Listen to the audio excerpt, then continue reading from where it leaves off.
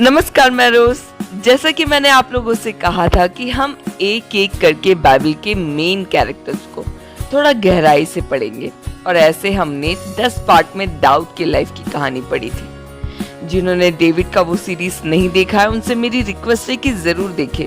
मैं उसका प्लेलिस्ट इस वीडियो के एंड में डाल दूंगी। हमने दाऊद के स्टोरी को दाऊद के वंशज यीशु मसीह के प्रॉमिस के साथ खत्म किया था, और वहीं से अब मैं अपना अगला सीरीज स्टार्ट करने वाली हूँ, यीशु मसीह जगत का उद्धार करता। क्या मैं आप लोगों को ऐसा बताने वाली हूँ जो आप लोगों को यीशु मसीह के बारे में पता नहीं? शायद कुछ भी नहीं, या तो शायद वो सारी बातें जो आप लोग सच में जानना चाहते हो, ढूंढ रहे हो। जैसे यीशु सच में कौन है? क्या सिर्फ एक नबी है या परमेश्वर का पुत्र? ट्रिनिटी क्या है? क्यों यीशु ने खुद को सन ऑफ मैन, मनुष्य का पुत्र शब्द से संबोधित किया? क्या पुराने नियम में यीशु है? यीशु गॉड है तो यीशु का पिता कौन है? ऐसी बहुत सारी छोटी तो कुछ बड़ी बातें इस सीरीज के एंड तक आप लोगों को क्लियर हो जाएगा। जिन्होंने अब तक मेरे इस चैनल को सब्सक्राइब नहीं किया है, कर लीजिए, आपको पछतावा नहीं होगा। अगर वीडियो पसंद आया तो लाइक बटन क्लिक करना ना भूलें, और अपने ज्यादा से ज्यादा दोस्तों तक वीडियो शेयर करें ताकि सभी विश्वास में साथ में बढ़ सके। यीशु मसीह के बारे में पढ़ने से पहले मैं आप लोगों को मसीह के बारे में लिखे होली बुक के बारे में बताना चाहती हूँ। पहले हम इस बात को कंफर्म करें कि क्यों हम बाइबल पर विश्वास करते हैं, और अगर करते हैं तो किस हद तक।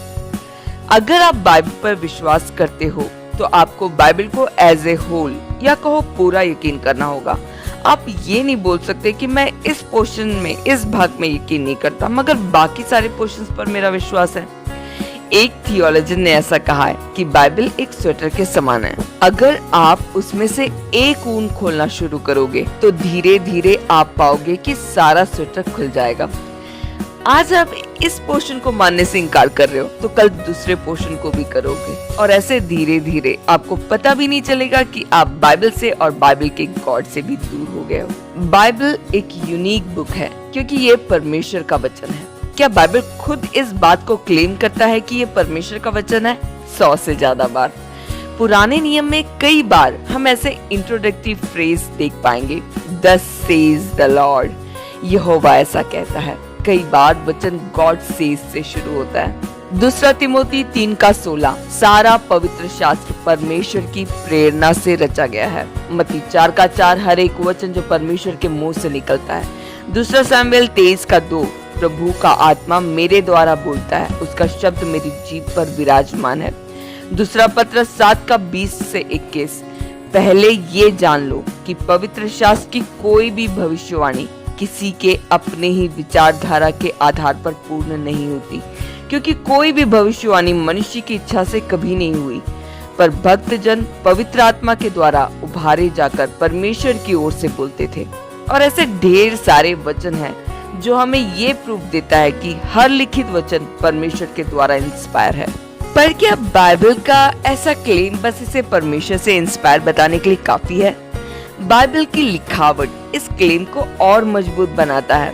40 से ज्यादा लेखक 3 कॉन्टिनेंट, 3 महाद्वीप, अफ्रीका, एशिया और यूरोप में रहकर, जिनमें से अधिकतर आपस में कोई कनेक्शन नहीं, कोई रिलेशन नहीं, इवन उन्होंने एक दूसरों को कभी देखा तक नहीं, अलग अलग जगह से, अलग भाषाओं में, अलग सर्कमस्टेंसेस में, अलग लिटरेसी फॉर्म में, अलग अलग इमोशन में, अलग अलग सब्जेक्ट के बारे में 1500 से 1600 साल में कुछ इस तरह से लिखा कि जब उसे एक साथ जोड़ा गया तो ऐसा महसूस होता है मानो किसी एक ने ही लिखा हो, क्योंकि सच तो ये है कि किसी एक ने ही लिखवाया है, परमेश्वर ने। इसलिए ना ही एक लेखक दूसरे लेखक के किसी भी बात का खंडन करता है और ना ही उसे अलग कुछ कहता है। और सबसे आश्चर्य और अद्भुत बात कि बाइबल का 66 बुक एक की तरफ आपको लीड करता है, वो है यीशु मसीह। कौन थे ये लेखक? कुछ पढ़े लिखे समझदार तो कुछ चरवाहे, तो कुछ राजा, तो कुछ प्राइम मिनिस्टर जैसे दानियल, कोई चुंगी लेने वाला तो कोई मछुआरा, कोई यहूदी तो एक अन्य जाति। इसके लेखक ही हमें परमेश्वर के अद्भुत चुनाव और असीम प्यार को दर्शाता है। बाइबल को 3 भाषाओं में लिखा गया, हिब्रू, अरामिक और ग्रीक। तो क्या बस इन दोनों पॉइंट से मैं ये प्रूफ कर रही हूँ कि ये परमेश्वर का वचन है? नहीं, इसमें लिखी भविष्यवाणियां इसका स्ट्रॉन्ग पॉइंट है। हजारों भविष्यवाणियां इसमें लिखी हैं जिसमें से अधिकतर पूरी भी हुई है, और वही इस बात की गवाही भी देता है कि बची हुई भविष्यवाणियां भी पूरी जरूर होगी। यीशु के बारे में कई अद्भुत भविष्यवाणियों की गहराई हम अगले वीडियो में पढ़ेंगे। इज़राइल का तबाह होकर वापस फिर खड़ा होना, किंगडम्स की भविष्यवाणियां इसे सही साबित करती है। मसीह के जन्म से 700 से 800 साल पहले वो किस ट्राइब में, किस शहर में, कब, कहां, सारे डिटेल में भविष्यवाणी की गई थी, और मसीह के क्रूस पर मौत और तीसरे दिन जी उठना सारी भविष्यवाणियों की पूर्ति है। बाइबल एकमात्र ऐसा होली बुक है जो मानव जाति के मोक्ष की पूर्णता बताता है, पाप का परमानेंट सोल्यूशन देता है, और वो भी बिना किसी कर्म के, बिल्कुल मुफ्त मुफ्त मुफ्त। Salvation is free gift from God. The only thing is required is your faith. Bible ही दुनिया का पहला बुक है जिसे उसके ओरिजिनल लैंग्वेज से दूसरे भाषा में परिभाषित किया 250 बीसी में। पुराने नियम को, जो कि पूरा हिब्रू, और डैनियल के कुछ पोर्शन जो कि अरेबिक में लिखे गए थे, उसे ग्रीक में परिभाषित किया गया, क्योंकि ग्रीक तब सबसे ज्यादा बोली जाने वाली भाषा थी। क्या बाइबल सिर्फ स्पिरिचुअल बातें बताती है? नहीं, हिस्ट्री, साइंस, फिलोसफी जैसे कई और टॉपिक इसमें हैं।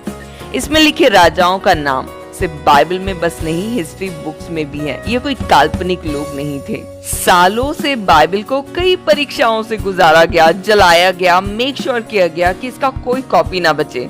इतिहासकारों, पुरातत्ववेत्ता, वैज्ञानिकों की परीक्षाएं, मोरल लॉ, फिलोसफी की परीक्षाएं, मगर जितना दुनिया ने बाइबल को दबाना चाहा, बाइबल उतना ही उभर कर आया।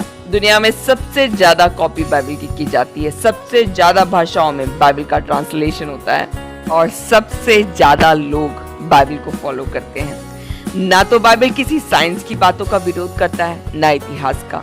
झूठे इल्जाम सालों से लगाए गए। अगर इतना किसी और ग्रंथ पर उठाया गया होता तो कब का खत्म हो चुका होता, मगर बाइबल आज भी इसलिए है क्योंकि ये खुद परमेश्वर का वचन है। इसमें इंसानों को बदलने की शक्ति है, इसमें जिंदगियों को छूने की शक्ति है, इसमें मोक्ष का रास्ता है। तो चलिए गर्व से, शान से उठाइए अपने बाइबल को और रोज पढ़े और अपने लाइफ को इम्प्रूव करें। यीशु मसीह आप सभी को आशीषित करे। धन्यवाद।